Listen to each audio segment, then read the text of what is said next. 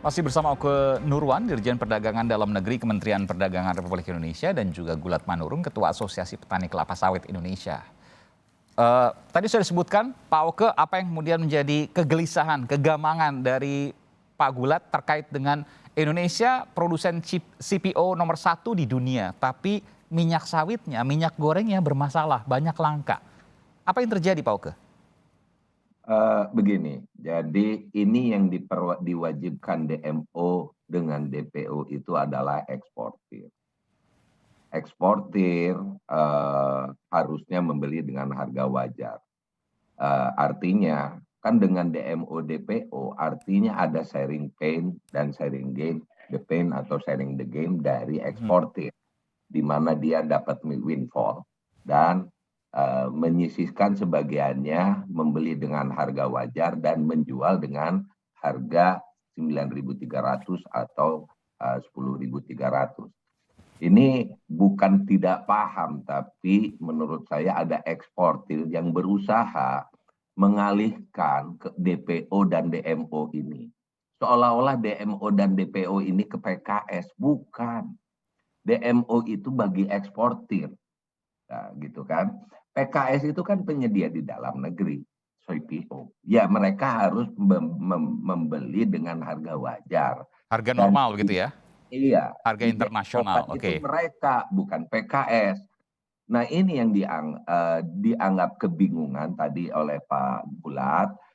Padahal sebetulnya eksportir itu paham. Cuma kan mereka berusaha lah pass through pain-nya ini ke petani. Nggak bisa, Pak. Bukan Maksudnya gimana, begitu. Pak? Mereka mau membypass sakitnya ini langsung Bukan ke petani. Maksudnya gimana? pass-through-nya itu gitu. 9.300 itu seolah-olah oleh petani. Bukan, Pak. Yang diwajibkan itu eksportir. Ya kan? Jadi eksportir membeli tetap dengan harga pasar untuk memasok kebutuhannya untuk ekspor sebanyak 100%. Belanja atau seperti biasa. Tapi 20% yang dibelanjakannya itu harus dijadikan sebagai domestic market obligation. Dimasukkan lagi ke dalam. Dimasukkan lagi ke dalam dengan harga yang ditetapkan pemerintah. Domestic price obligation. Jadi itu kemarin kenapa hari Jumat terjadi upaya itu, Pak, menurunkan Iya. harga. Tapi begini Pak Oke, mohon maaf. Eksportir ini kan membeli dengan harga internasional ya, betul, tinggi harganya. Betul. Betul. Lalu kemudian 20%-nya dia harus menjual dengan harga yang ditetapkan oleh pemerintah, rendah. Rugi dong Pak Betul. 20% itu. Betul. Betul. Jadi mereka harus memasok dengan harga rendah ke perusahaan minyak goreng untuk disalurkan menjadi minyak goreng Nah, dengan harga eceran tertinggi juga yang ditetapkan. oke, Karena artinya 20% mereka harus sudah set bahwa ya saya bakal rugi 20% dari apa yang kemudian saya jual pada periode waktu tertentu misalnya. betul. Nah, Iya, apakah itu mereka pasti mau Pak? Karena mereka kan jual rugi. harus, Pak. Kalau enggak ya nggak bisa ekspor mereka. Oh, dan proses pengawasannya itu berjalan dengan lancar. Nggak pakai ekspor. Pokoknya belum kita pastikan dipasok ke dalam negeri, ekspornya kami tahan. Oke, jadi ada dokumen dulu baru 20% sudah dijual dalam negeri baru bisa ekspor. Kalau nggak ada dokumen Betul. 20% itu nggak bisa ekspor.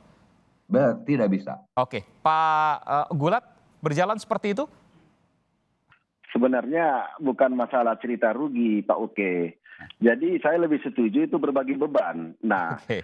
kalau ya, Gimana ininya? Karena kan kalau Iya. bayangan ekonomi kan dia belinya tinggi, tapi Iya. jualnya harganya Iya. rendah, kan jual rugi namanya. sebenarnya kalau Sebagian, dihitung, Pak, sebagian.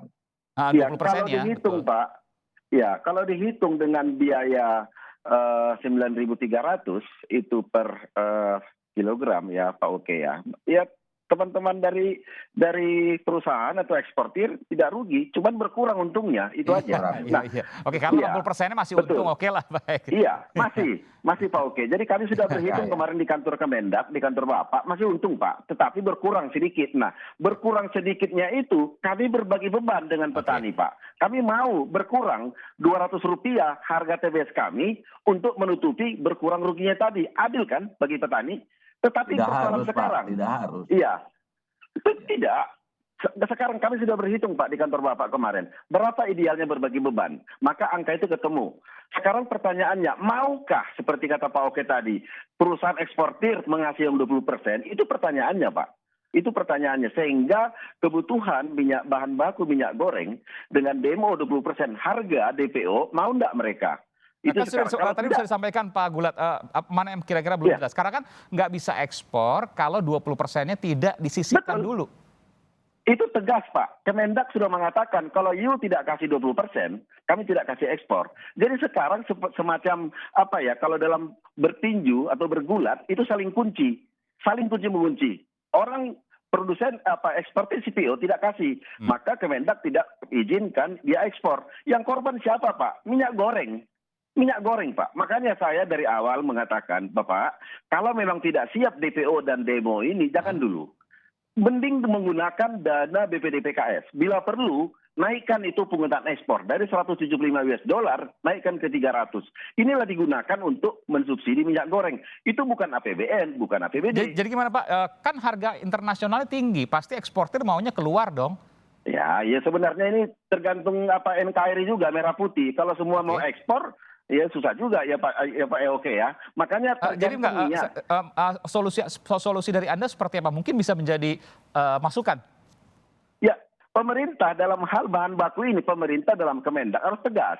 Saya sudah sepakat. Tetapi pertanyaannya, sampai kapan Kemendak dengan eksportir CPO saling kunci?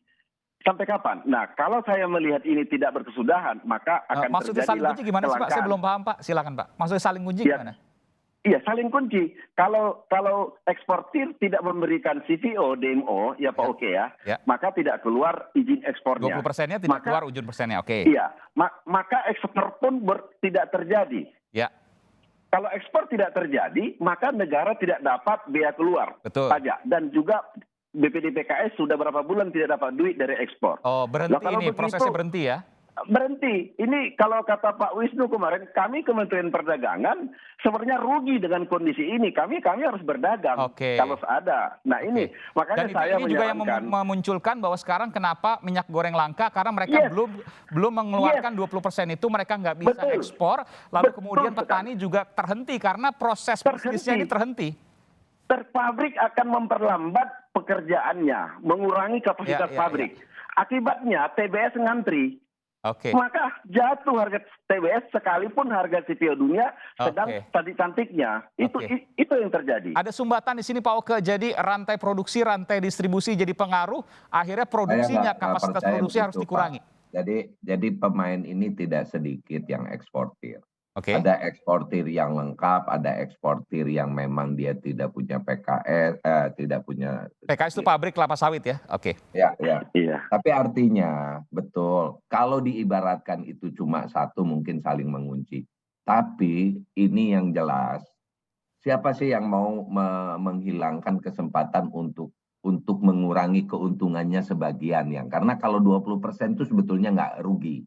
Tapi yang 80%-nya itu mau dihilangkan kesempatannya Pak. Nah itu. Itu logika dagang ya, logika bisnis. Ya, logika dagang Pak. Iya. Nggak mungkin dihilangkan itu. Kita itu besar Pak, daya tampung kita pun terbatas. Dan ini harus disalurkan. Tanyalah nih Pak Gulat. Tapi saya ingin tanya Pak, betulkah kemudian kalau TPO itu ditahan lama-lama kejadiannya seperti apa? Oleh karena itu saya mau tanya Pak Oke, betulkah kemudian apa yang terjadi saat ini, kelangkaan dan sebagainya, karena proses itu tidak jalan.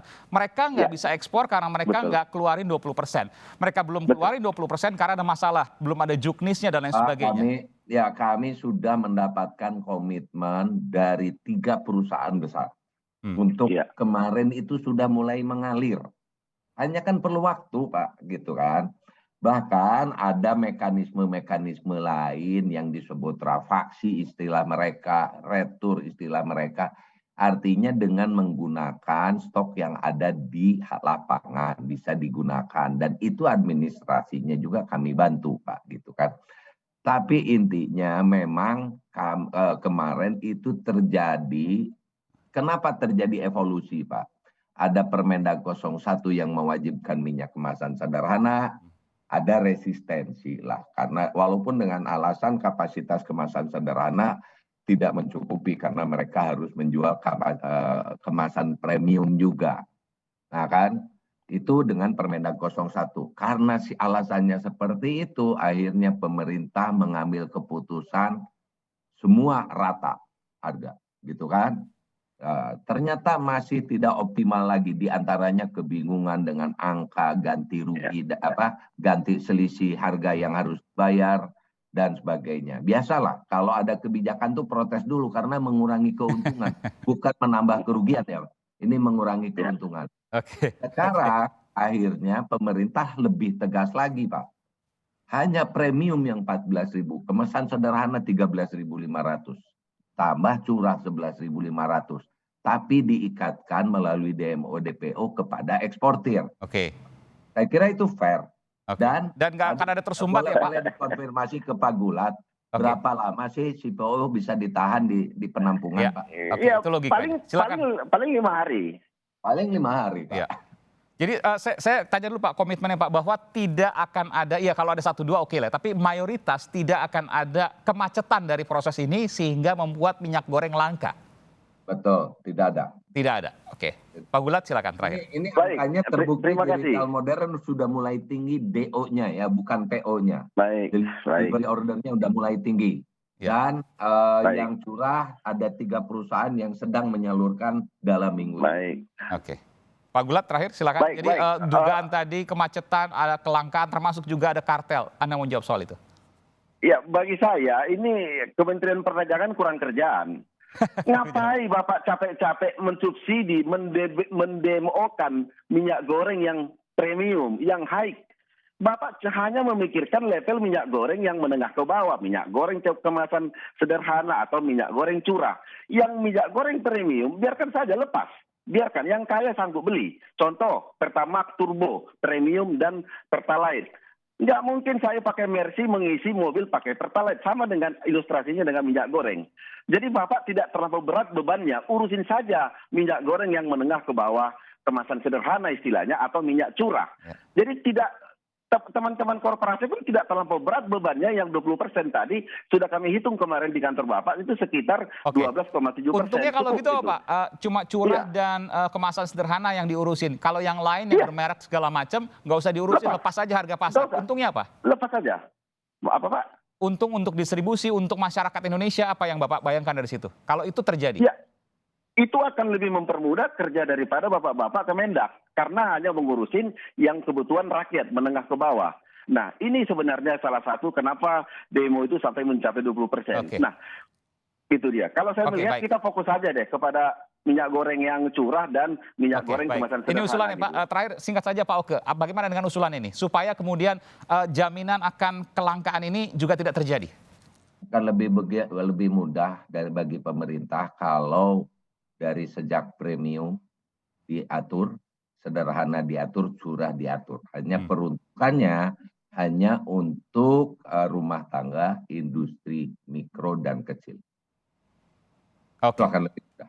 Baik. Akan lebih mudah. Ya. Jadi tidak merasa keberatan dan kita akan lihat Pak nanti minggu ini mungkin, besok dan lusa sudah tidak ada kelangkaan lagi atau akan masih ada beberapa hari ke depan? Kami 24 jam memantau, memonitor, dan terus kita lakukan. Jadi sekarang sampai hotline banyak, rata-rata 600 lah itu per hari. Harus menerima tadi yang disampaikan Pak Gulat, kebingungan katanya. Sebetulnya jelas. Ya, Oke, kalau ada kelangkaan langsung disuplai Pak dari gudang dan sebagainya, mungkin gimana? Yang menyatakan bingung itu, eksportir yang menyatakan bingung itu biasalah mencari celah. Tapi pemerintah firm. Kalian tidak boleh ekspor kalau tidak masuk ke dalam negeri. Oke, dengan harga yang ditetapkan pemerintah. Baik, dan kita tunggu mudah-mudahan tidak ada kelangkaan lagi karena ada hotline yang kemudian disediakan dan pemerintah langsung bergerak. Nanti kita akan pantau juga Pak, kita cermati. Terima kasih Pak Oke Nurwan dari Kementerian Perdagangan, Dirjen, dan juga Pak Gulat Manurung dari Asosiasi Petani Kelapa Sawit di Indonesia. Terima kasih Pak Oke dan Pak Gulat. Terima kasih, selamat malam, sehat selalu. Terima kasih. Yep.